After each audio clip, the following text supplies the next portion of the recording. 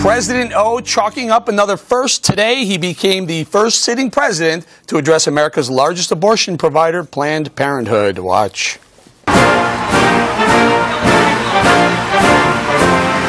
everybody. I want to thank all of you for the remarkable work that you're doing day in, day out in providing quality health care to women all across America. And as long as we've got to fight to protect a woman's right to make her own choices about her own health, I want you to know that you've also got a president who's going to be right there with you, fighting every step of the way. Thank you, Planned Parenthood. God bless you. Okay, we know how you feel about that group, Mr. President. Now let's remind our viewers what Planned Parenthood stands for. And remember, the president just said he stands behind that group every step of the way.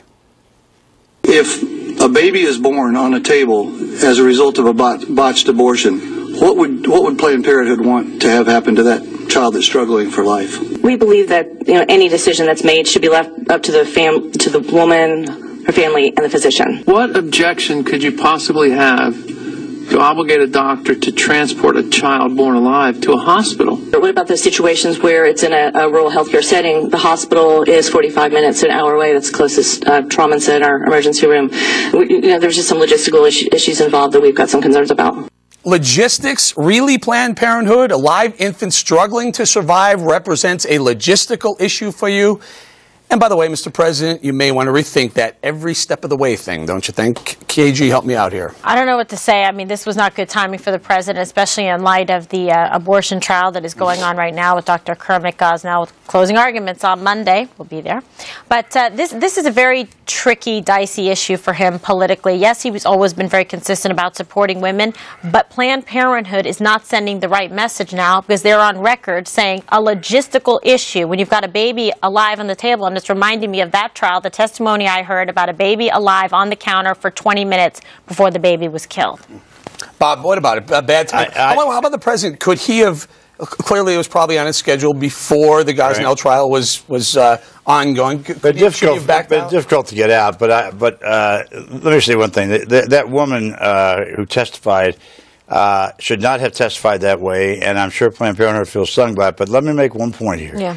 1 in 5 women in America, 1 in 5, go to Planned Parenthood for health care every year. And the idea of beating up on Planned Parenthood because they're just an abortion clinic is wrong. They do a lot of things, pap smears, breast cancer studies.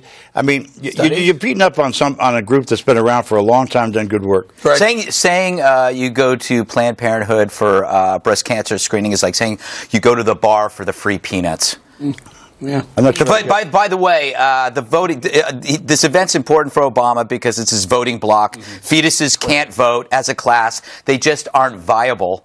But this wasn't a celebration of women's health. It was a celebration of euphemisms. Obama uses so many euphemisms when it comes to abortion. It's like he's invented his own language. It's like Fabris stating, it's not parenthood planning, it's 1-800-ABORTION. But you can't say that. So you come up with all these weird ways to get around it, and it's the elephant in the room that people just kind of like look away. A very small elephant. I didn't get the peanut thing. I'm saying that you go to a bar to drink, not to eat the free peanuts. You go to Planned Parenthood for the abortion, not for the magazine. Yeah, over 300,000 a year. Last year, I think we gave them $700 million, $2,000 in abortion or so. Go ahead, Angie, you have some thoughts. Well, I think this is a window into the playbook for 2014. I mean, it worked in 2012, the contraception fight. I mean, he's standing there. You'd think it was the 70s. He's standing there telling women, I mean, I'm going to fight for your rights. This is the same fight that people were having and liberals were fighting when Obama was in college. These are his spiritual familiars. But remember, they told us if we don't get Roe v. Wade, abortions will be done in back alleys and, oh, wow, we have Roe v. Wade. And look, we have Gosnell. Right. We have that happening, which, of course, the president does not want to comment on.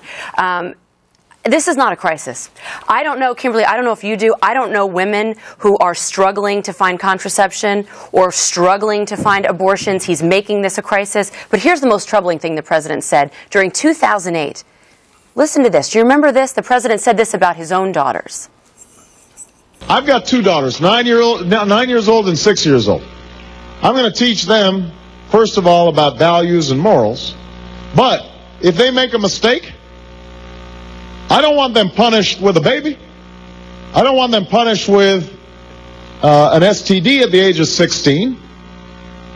You know, so it doesn't make sense to not give them information. I don't know what father, let alone what president, would talk about his daughters having sex or an abortion in private, let alone on an open microphone. Wait a We're second. saying punished with a baby. Punished. Punished, Yeah. right? Punishment. Most people think babies are blessings, not punishment. But you just Gosnell thinks you just that they're equated punishments Planned Parenthood and curses. and other abortion clinics with Gosnell, which is ridiculous. I mean, look, I don't like abortions. I'm not for abortions, but that's not the point. You can't lump Gosnell in with Planned Parenthood that's been around They're for 90 years. not condemning him, and neither's the president. Right. Well, I mean, they always use this phrase "safe, cheap, and rare." But what I kind of sensed from that speech is now safe, cheap, and celebrated. You get the idea that the modern progressive Planned Parenthood movement, Girl Scouts could get a badge for this. Gosnell could be on the postage stamp. Let's not forget, Planned Parenthood spent around $15 million helping President Obama get elected. So I see why he's... They're a powerful force. Let's also remember that a majority of people in this country believe in Roe versus Wade. Okay, turning to another...